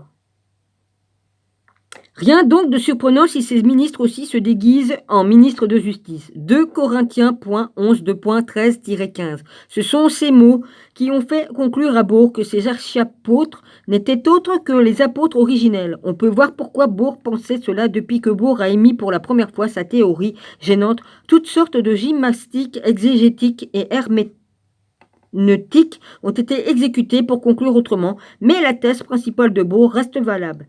Dans les années 1800, les théories de Bohr étaient attaquées avec véhémence comme hérétiques. Il n'est pas exagéré de dire qu'il a été l'un des premiers victimes de l'acquisition académique moderne.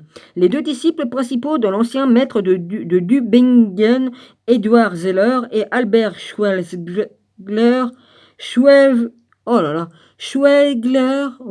tous deux, de brillants spécialistes eux-mêmes, ont été chassés de l'enseignement en raison de leur opinion. Malheureusement, la vérité est souvent obtenue à grand prix.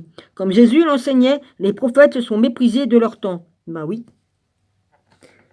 C'est pas écrit que nul n'est prophète en son pays. C'est pas un truc comme ça. Oui, excuse-moi Jésus si je me trompe. Hein.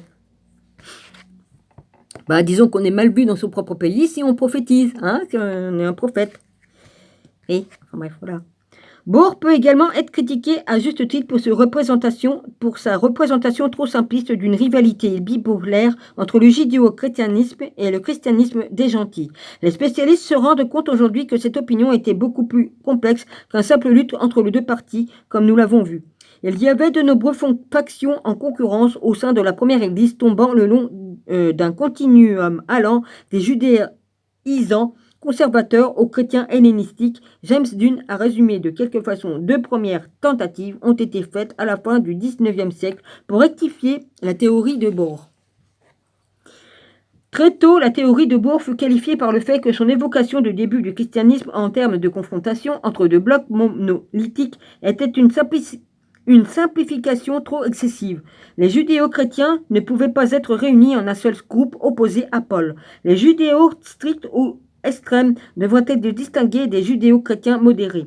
Et alors que les premiers pouvaient être reliés à Jérusalem, Pierre devait être distingué d'eux, et le fait de savoir si Jacques devrait être considéré comme un judaïsant fait l'objet d'un autre débat. Cet extrait est le suivant. Sont issus de Cogging J.Holden. Oui, bon, c'est pas intéressant pour vous, ça. Page 186.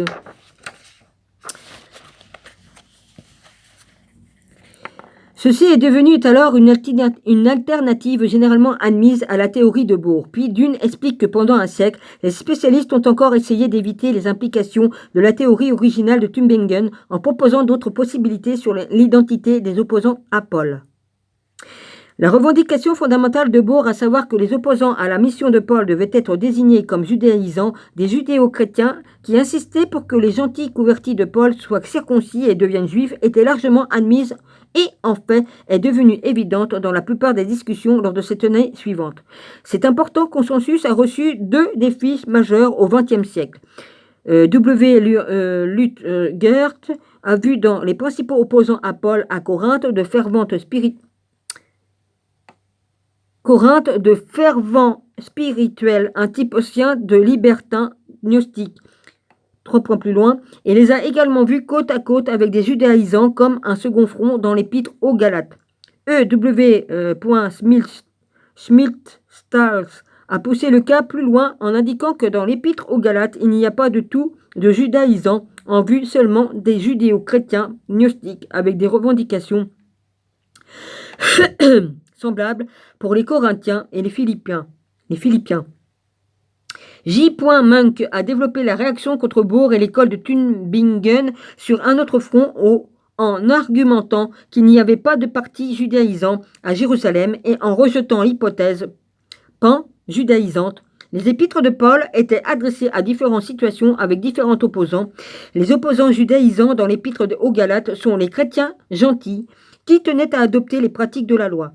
La compulsion à judaïser ne venait pas du judéo-christianisme qui était seulement concerné par sa mission en Israël, mais était une hérésie pagano-chrétienne.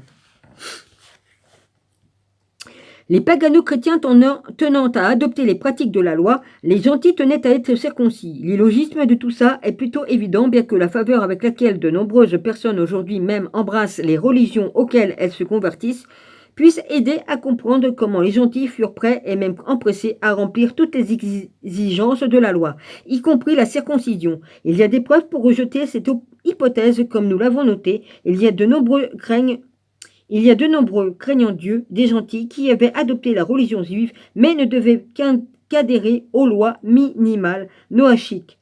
Les règles stipulées dans le décret apostolique en fait l'impossibilité d'exiger l'adhésion à la loi pour les gentils à alimenter la mission de Paul, bien que les théories de Munch aient énormément attiré l'attention des experts très désireux de rejeter la théorie de Tübingen. Rétrospectivement, il est assez évident que les théories de Munch étaient représentées un dernier effort pour éviter ce qui était de plus en plus évident.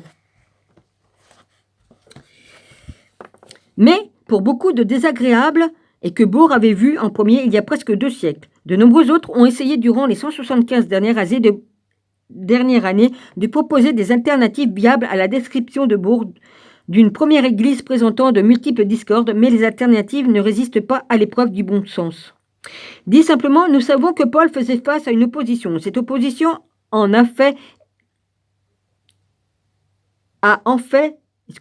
Cette opposition a en fait été l'expulsion pour l'écriture de presque toutes ces épîtres. Maintenant, si nous regardons la situation objectivement, basée uniquement sur une approche pleine de bon sens de ces faits de base, qui d'autres pourraient bien avoir été ses opposants que de que des judéo-chrétiens et par juste n'importe quel judéo-chrétien, mais les dirigeants apostoliques eux-mêmes.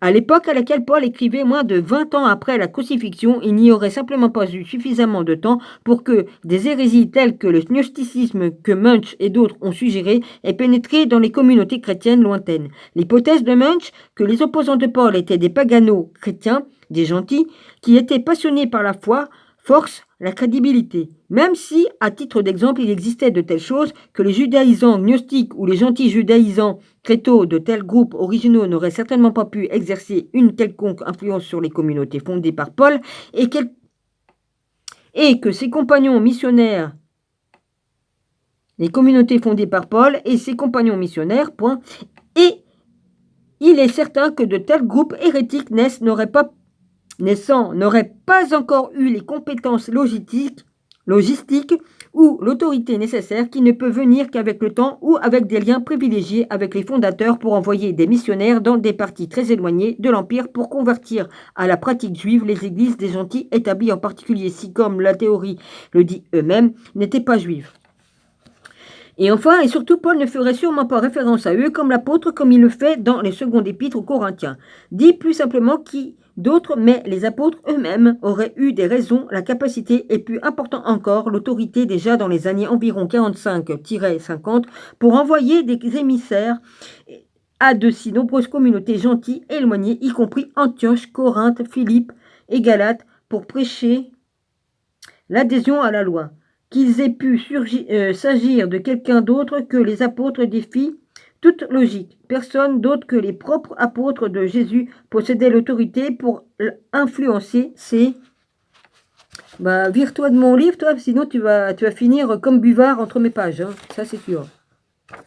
187, 188. Pour influencer, c'est...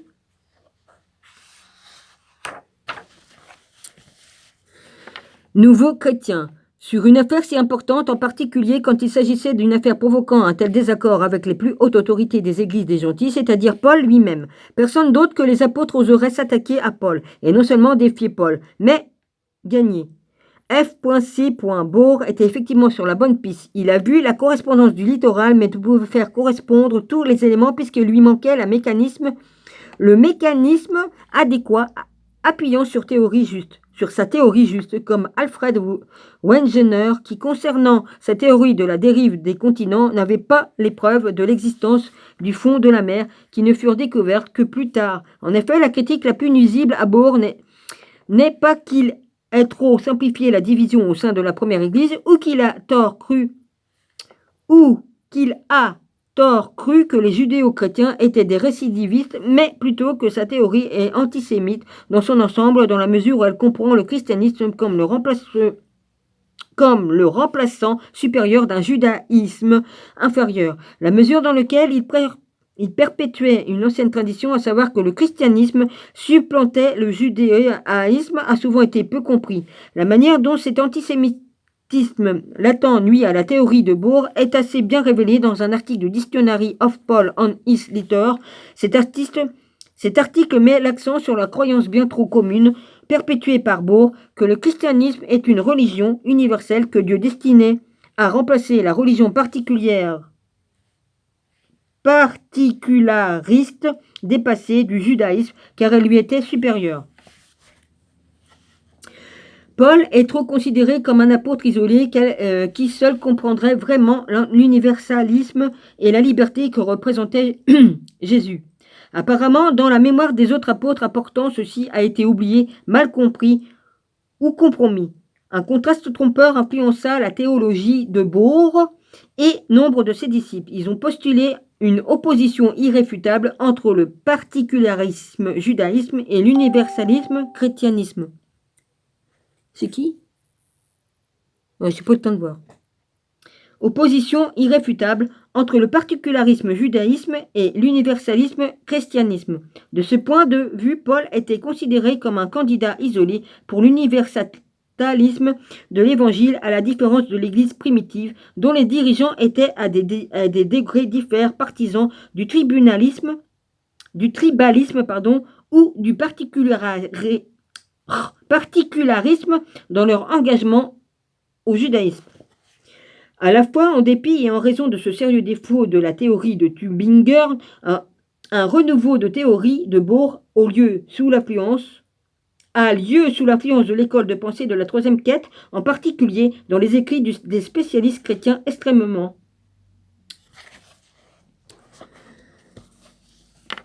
libéraux tels que Michael Gulder, Gen Luderman et des spécialistes juifs controversés tels que Robert Eisenman et Iam Maccoby. Même les spécialistes chrétiens traditionnels tels que James Dunn et Bruce Shilton et les spécialistes conservateurs tels que Greg A.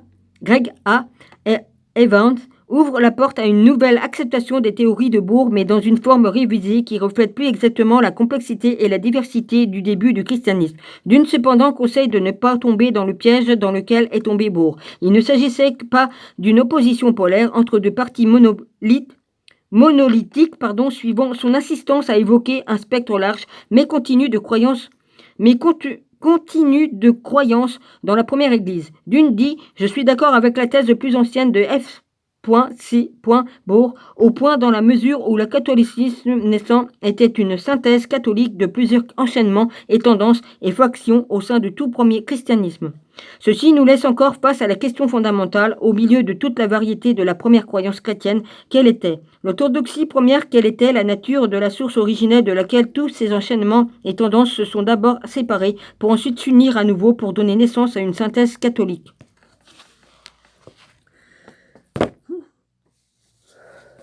Excuse-moi. Ouais, la vache. La première orthodoxie, page 189.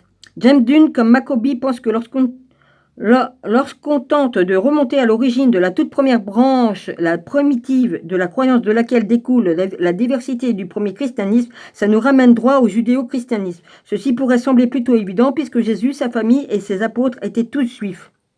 Mais alors que c'est généralement évident pour qui l'aborderait à l'extérieur, pour ceux qui appartiennent à la tradition chrétienne, l'évidence n'a pas toujours été facile à reconnaître.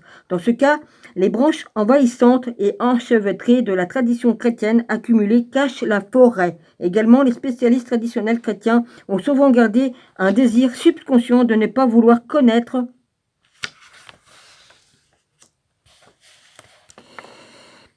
la vérité, ce qui bien sûr rend d'autant plus difficile la vision du véritable tableau. James Dunn est un... Fais pas chier, merde, je me fais mal en plus. Arrête de m'emmerder la mouche. Putain, je vais l'assassiner celle-là, c'est pas possible, hein. Oh! La vérité... Elle m'emmerde, quoi. La vérité, ce qui, bien sûr, rend d'autant plus difficile la vision du véritable tableau. James Dunn est un important spécialiste qui a fait l'effort de s'élever au-dessus de la limite des arbres. Dans son étude des 3 caractéristiques des communautés judéo-chrétiennes qui ont suivi, telles que les Ébionites, adhésion fidèle à la loi de Moïse, vénération de Jacques, et une christologie adoptionniste, Dunn voit quelque chose que la majorité des spécialistes chrétiens préféreraient ignorer. Ah oui. Oh puis, j'ai une faculté, j'aimante tout. Non, j'ai pas du truc dans le... J'ai pas pris la soupe, hein. J'aimante. J'ai une caractéristique, j'aimante. Je sais pas pourquoi. J'aimante le papier, et puis je sais pas pourquoi. Je sais pas pourquoi. Ça fait longtemps que ça me le fait.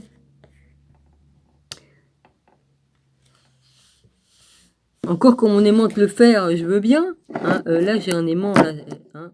Eh les gars, tous ceux qui ont pris la truc, faites l'essai avec les aimants. Vous allez voir comment que ça tient sur vous. Ouais. C'est ce qu'on pris la soupe. Vous allez voir. Je dis ça, je dis rien. Hein. Je me moque pas de vous, hein, c'est vrai. Hein, je l'ai lu, donc c'est vrai. Vous êtes des aimants. Bah, vous êtes comme des antennes. Hein. Vous aimantez. Alors, il y en a qui le font, hein. Si sur certains ça marche pas, c'est parce qu'on vous a mis un placebo. Il n'y a pas de raison. Tous ceux qui ont eu vraiment la vraie soupe, vous aimantez les trucs. Vous pouvez vous mettre un truc du côté qu'on vous a mis la soupe. Vous posez un objet en fer, ça tient. Ah. Bon, j'ai pas dit non, hein. Faites l'expérience, les gars. Et je critique pas que ceux qui ont pris la soupe, d'accord, vous êtes libre, hein. Voilà, je ne critique pas. J'ai pas à dire, voilà, chacun est libre de faire comme il veut. Alors, la vérité, ce qui bien sûr rend d'autant plus difficile la vision de véritables tableaux, James Dunn est un important, James Dunn est un important spécialiste qui a fait l'effort de s'élever au-dessus de la limite des arbres. Dans son étude de 3 caractéristiques des communautés judéo-chrétiennes qui ont suivi, telles que les Ébionites, adhésion fidèle à la loi de Moïse, vénération de Jacques et une christologie adoptionniste, d'une voie quelque chose que la majorité des spécialistes chrétiens préféreraient ignorer. Bon, ça je sais, je l'ai lu, mais après je vais repartir là-dessus. Si ce sont vraiment les 3 caractéristiques principales du judéo-christianisme hérétique, alors un point frappant apparaît immédiatement. Le judéo-christianisme hérétique apparaîtrait ne pas être vraiment si différent de la foi des premiers croyants juifs. Les 3 principales majeures de la croyance et de la pratique judéo-chrétienne énumérées par Dunn ont conduit au fait que les judéo-chrétiens aient été étiquetés hérétiques par l'Église catholique naissante. Les judéo-chrétiens, d'une autre côté complètement enracinés dans les enseignements de Jacques et des apôtres, pensaient que les églises pauliniennes étaient les hérétiques. Et ceci nous amène à la question la plus délicate dans l'étude des origines chrétiennes. Qu'est-ce que l'orthodoxie et qu'est-ce que l'hérésie? D'une note qu'au IIe siècle, il n'y avait pas de tout de notion uniforme de l'orthodoxie, seulement des formes différentes du christianisme en concurrence pour le dévouement des croyants. Dans de nombreux endroits, particulièrement en Égypte et en Syrie de l'Est, centre du judéo-christianisme, il est, 3 points plus loin, probable que ce que les ecclésiastiques ont appelé plus tard judéo-christianisme était la forme initiale du christianisme. 3 points plus loin. La notion d'orthodoxie a seulement commencé à émerger à travers la lutte entre les points de vue différents. Le parti qui a gagné a revendiqué le titre orthodoxe pour lui-même. Ou pour le dire autrement, l'orthodoxie est simplement l'hérésie la plus victorieuse. Ces remarques sur la nature de l'orthodoxie et de l'hérésie deviennent plus claires quand on comprend que le mot hérésie vient du grec aérésie, H-A-E-R-E-S-I-S, qui porte la signification première d'une opinion ou d'une ligne du parti. Donc, au sens strict du mot, toutes les premières communautés chrétiennes avaient leur propre hérésie, leur propre opinion sur qui était Jésus. Ce fut seulement bien des années plus tard, au concile de Nicée en 325, que par un vote de majorité, il fut décidé définitivement ce qui serait pour toujours l'hérésie acceptable, qui alors par définition est devenue l'orthodoxie. Walter Bohr, par de rapport avec F.C. Bohr, plus célèbre aujourd'hui pour son monument lexique grec-anglais, a écrit le volume majeur sur cette idée, Orthodoxy and Heresy in Earliest Christianity, en 1934, un ouvrage révolutionnaire qui a eu une influence toujours croissante sur l'érudition néo-testamentaire. Bohr a démontré avec force qu'il est difficile de maintenir qu'il y avait jamais eu une doctrine unifiée parfaite dans la première Église, seulement de nombreuses hérésies rivalisant les spécialistes britanniques. Michael Golder, qui est l'un des plus fervents partisans actuels de la théorie de Tübingen, fournit une analyse succincte de la situation qui nous est révélée par les idées de Bohr et Bohr. Quand dans la vie de l'Église il y a une différence incompatible concernant une doctrine importante, il y a des gagnants et des perdants. Le parti gagnant devient l'Église et son opinion est l'orthodoxie. Le parti perdant est chassé de l'Église et devient une secte. 3 points plus loin, ou hérésie, 3 points plus loin. Dans la première église chrétienne, les pétriniens ont gagné à Antioche. Galate, ça doit être Galate, GAL.2.11-14. Mais Paul a joué avec précaution et ne s'est pas divisé. Au IIe siècle, les pauliniens ont gagné et les églises araméennes, judéo-chrétiennes, se sont divisées. 3 points plus loin. Et sont devenues des sectes hérétiques appelées les Ébionites et les Nazaréens. Eh ben, mon pauvre Seigneur Jésus, voilà ce qu'ils disent de toi, hein. Vu que t'étais nazaréen, hein, et que t'étais juif, ben ils disent que, ben voilà ce qu'ils disent, hein. C'est franchement dégueulasse. Alors t'étais un gourou, hein. Ben c'est ce qu'ils ont l'air de dire, que t'étais un gourou, et puis que t'avais une secte, nom d'un chien.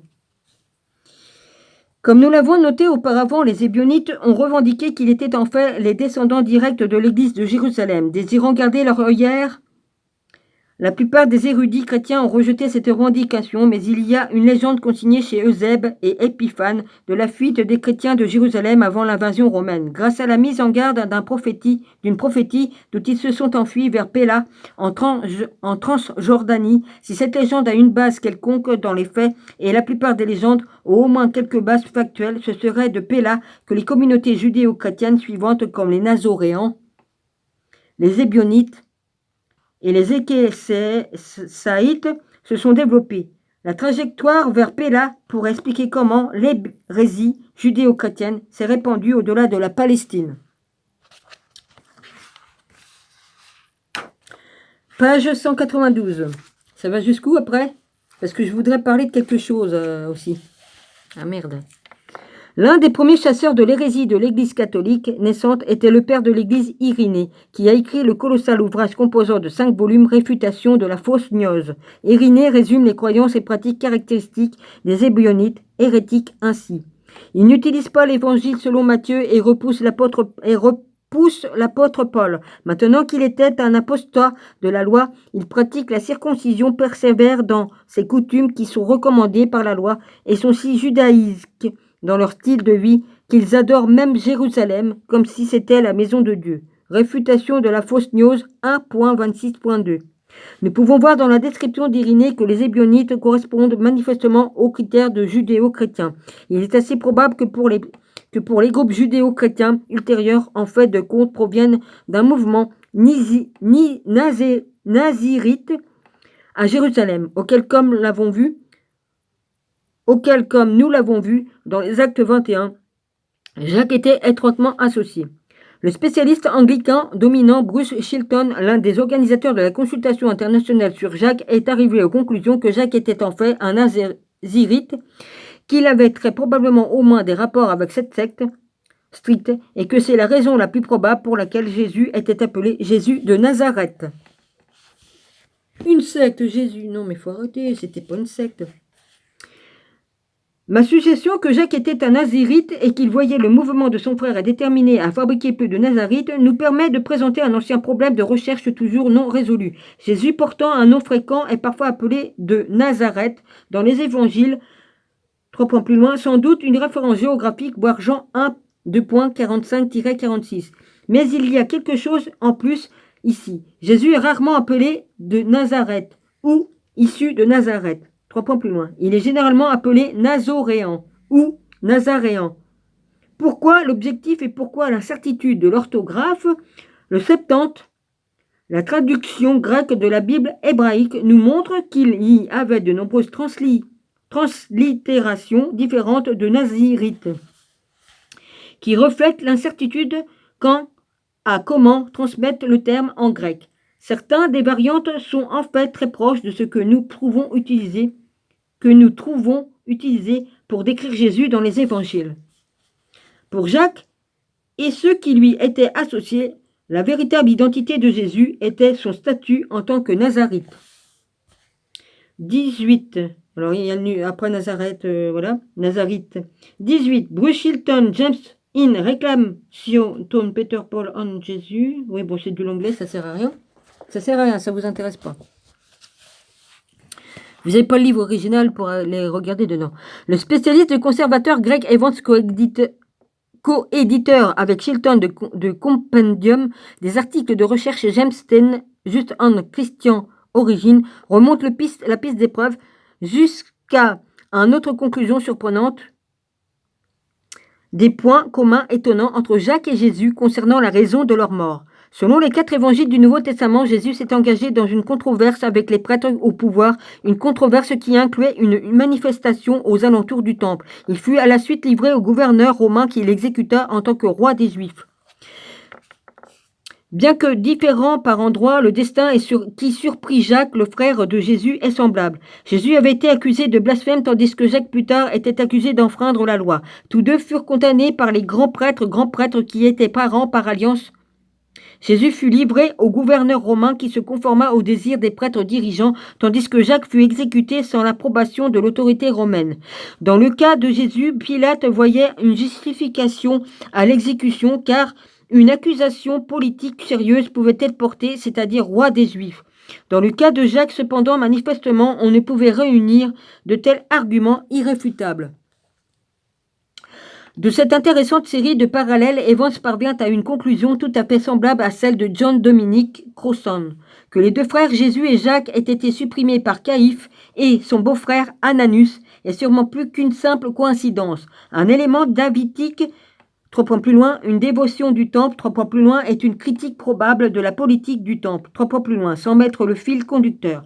La ligne de continuité entre Jésus et son frère Jacques, le chef de l'église de Jérusalem, soutient l'affirmation que Jésus et Jacques ont très bien pu émettre la même idée contre l'établissement du temple, et tous deux ont subi le même sort aux mains essentiellement des mêmes personnes.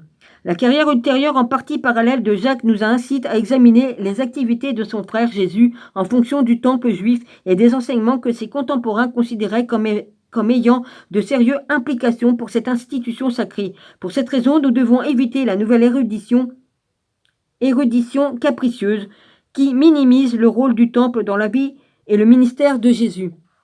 Dans les études d'Evans et Crossan, nous trouvons un autre exemple de spécialiste conservateur et libéral parvenant à les extraits issus de Greg Evans, Jésus and James, Martyr of Ten Temple, dans Chilton et Evans Head, James T. Juste 233-35, l'extrait suivant est titre DB 249, page 194.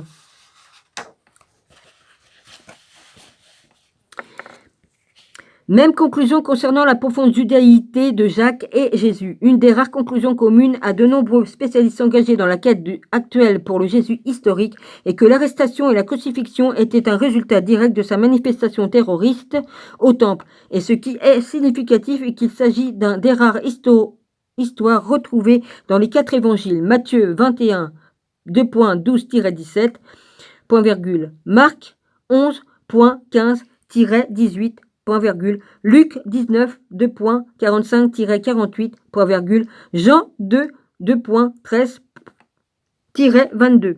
Selon les évangiles gnostiques, Jésus a été arrêté peu de temps après sa tentative de purifier le temple, et si Jésus était effectivement de la lignée de David, cette tentative de purifier le temple aurait été sa prérogative royale. C'était le temple imaginé par David et construit par son fils Salomon, et le temple était la maison de Dieu. Dans les mots de Jésus, la maison de mon Père, comme formulé dans Luc 2.49 et Jean 2.16, Jésus et Jacques apparemment partageaient la même idée, à savoir réformer ou peut-être même abolir la direction corrompue par les Sadducéens aristocratiques au pouvoir. Et n'oublions pas que Jésus fut exécuté sur l'inculpation romaine de trahison pour avoir revendiqué être le roi des Juifs, tandis que la plupart des spécialistes modernes ont évité l'idée que Jésus était en fait d'origine davidique. Il l'était. L'idée générale, il l'est toujours.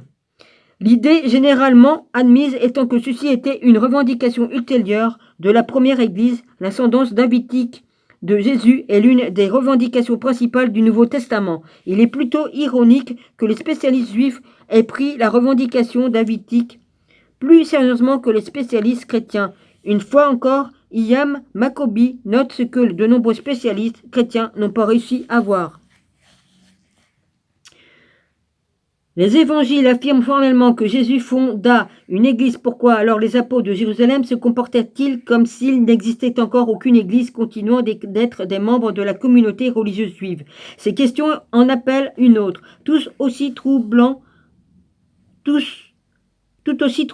Si Jésus, comme l'affirment les évangiles, choisit Pierre pour dirigeant l'église, pourquoi, après la mort de Jésus, les Nazaréens furent-ils conduits non pas par Pierre mais par Jacques, qui, dans l'Évangile, ne comptait même pas parmi les disciples de Jésus du vivant de ce dernier. Voici le genre de contradiction qui, par un examen logique, peut nous amener à nous former une idée exacte de l'histoire des disciples de Jésus à Jérusalem, par opposition à l'image que l'Église voulut en propager par la suite. Cet extrait est le suivant. Son issue, Macorbite... Ouais, bon. Fais pas chier la mouche. Les deux questions que Maccoby propose, ce sont les questions principales que nous avons eu à affronter dans notre enquête sur le mystère de Jacques. Les réponses sont évidentes quand nous comprenons pleinement les raisons pour lesquelles Jésus et Jacques furent exécutés. L'explication de Maccoby vaut bien la peine d'être citée dans le détail comme un résumé du stade où nous sommes arrivés dans notre propre enquête. Pour le comprendre, il faut nous rappeler qui était réellement Jésus. Il ne fut pas le fondateur d'une église, mais le prétendant à un trône. Quand Pierre saluait Jésus comme Messie, il employait le mot dans son sens juif et non dans celui qui lui donna plus tard, l'église chrétienne. Autrement dit, Pierre reconnaissait en Jésus le roi d'Israël. Moi aussi. La réponse de Jésus fut de donner à Pierre son titre de Pierre et de lui dire qu'il aurait les clés du royaume des cieux. C'est marrant parce que Pierre, on lui donne la clé d'or et puis la clé d'argent à Marie-Madeleine. Il me semble qu'il y a une couille dans le pâté là. Hein. Bon, le sens de cette expression dans son contexte juif est tout à fait différent de ce qu'en fit plus tard la mythologie chrétienne, lorsqu'elle montra Saint Pierre debout à la porte des cieux tenant les clés et les décidant quelle âme pouvait entrer. La référence n'est pas à quel paradis dans le grand au-delà, mais au royaume messianique sur terre, dont Jésus s'était autorisé à se proclamer roi, c'est-à-dire au royaume juif, dont le monarque de la lignée de David était le souverain constitutionnel, alors que Dieu était le seul vrai roi. En donnant à Pierre les clés du royaume, Jésus le nommerait son premier ministre.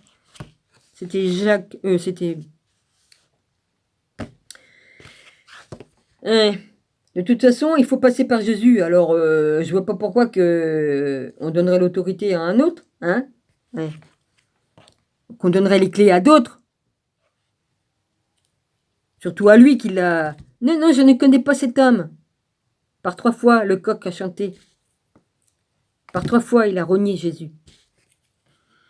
Ceci explique pleinement la relation entre Pierre et Jacques dans le mouvement et pourquoi Jacques accède totalement à la prééminence à ce moment. Lorsque Jésus devint roi, sa famille devint la famille royale, au point de ceux qui croyaient en la prétention messianique de Jésus. Aussi, après la mort de Jésus, son frère Jacques, étant son plus proche parent, devint-il son successeur, mais non pas dans le sens qu'il devint le roi Jacques, puisqu'on croyait Jésus vivant, ressuscité par un miracle de Dieu et attendant le bon moment pour revenir sur scène, comme le roi messianique. Jacques étant donc un prince régent, occupant temporairement le trône en l'absence de Jésus, une preuve supplémentaire peut être dérivée de ce que l'on sait sur les autres membres de la famille de Jésus. Après que Jacques fut exécuté, un autre membre de la famille de Jésus, Simon, fils de Cléophas, un cousin de Jésus, lui succéda sur le trône. Ceci indique à nouveau que la structure de l'église de Jérusalem était monarchique plutôt qu'ecclésiastique. De plus, il existe une preuve que les Romains perçurent l'affaire dans ce sens, puisqu'ils publièrent des décrets contre tous les descendants de la maison de David, ordonnant leur arrestation, et Simon fut finalement exécuté par les Romains comme prétendant au trône de David. Et vous croyez qu'en exécutant tous les rois, que vous allez empêcher le Père là-haut et puis le Fils, Jésus, de faire ce qu'il a à faire maintenant. Ça ne changera rien du tout. Ce qui doit se faire se fera. L'estimation de Maccoby ressemble parfaitement toutes les preuves que nous avons évaluées dans notre enquête sur Jacques, un autre spécialiste juif controversé. Robert Eisenman résume la conclusion à laquelle notre enquête nous a conduit assez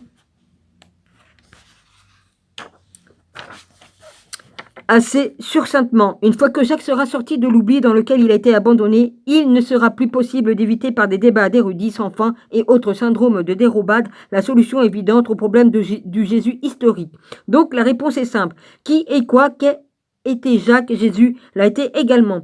La réponse en effet est tout à fait évidente une fois que l'on voit le plus grand schéma apparaître comme toutes les pièces du puzzle sont assemblées, mais de nombreux chrétiens ont du mal à percevoir d'un coup ce schéma naissant. Maintenant que nous avons complété le puzzle, nous nous retrouvons face à un paradigme révolutionnaire, pour ne pas dire hérétique, à savoir que non seulement Jacques et les apôtres étaient complètement juifs dans leurs croyances et pratiques, mais Jésus l'était aussi.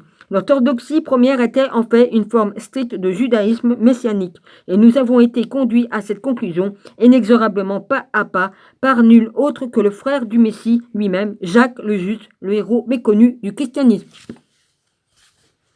Bienvenue à ta place, Jacques le Juste. Alors je vous ferai la suite après. Chapitre 9, le héros oublié, Jacques et les origines du christianisme. N'allez pas croire que je sois venu abroger la loi. Je ne suis pas venu abroger, mais accomplir. Jésus, Matthieu 5, 2.17. Voilà. Ça sera à la page 197. Je vous embrasse tous. Soyez tous bénis. Voilà. Il est 9h moins le quart passé. Et je voulais dire une chose. Qu'est-ce que je voulais dire tout à l'heure? Je voulais dire quelque chose, mais c'est reparti. Hein. Oui, j'avais autre chose à dire. Mais je ne me souviens pas. Je ne m'en souviens pas. Et oui, c'était important. Bah écoutez, ça revient pas. Hein. C'est pas grave. Bon, bah, je vais me préparer. Je vais descendre en bas pour regarder si j'ai du courrier. Voilà. J'ai des commandes à faire, ça c'est sûr, hein, plusieurs livres. J'ai du matériel aussi à commander. Il me faut des cartes mémoire, tout ça, parce que je suis bien embêtée. J'arrive pas à remettre la main sur certains objets, c'est bizarre, hein, parce qu'il doit y avoir un esprit qui s'amuse à déplacer les trucs. Je sais bien que j'ai déplacé des objets pour déplacer les babes et tout ça, j'ai tout remis dans des trucs, mais je retrouve pas les trucs importants. C'est bizarre quand même. Enfin bref, je vais retrouver, mais c'est embêtant parce que je cherche des choses pour mettre sur ma chaîne. Je veux faire une vidéo et vous montrer certaines choses, donc il faut que je les retrouve. Voilà, parce qu'il y a des vérités que je dois sortir. Hein. Voilà. Sinon, bah, le truc que je ne me rappelle pas, bah, si ça me revient, je vais le noter, comme ça je le dirai la prochaine fois. Voilà, je vous embrasse tous, soyez tous bénis. Je vous fais un gros bisou. Ah oui, Mistral, merci, tu regarderas jamais mes vidéos, donc mais Mistral, merci d'avoir accepté mon invitation, voilà. Je t'embrasse fort. Voilà, ma sœur. Bah, ma sœur, oui, on est tous frères et sœurs, hein, ici-bas. Voilà, c'est très gentil. Voilà, j'arrête, voilà. J'arrête. Je vous fais un gros bisou, hein. Voilà, à la prochaine.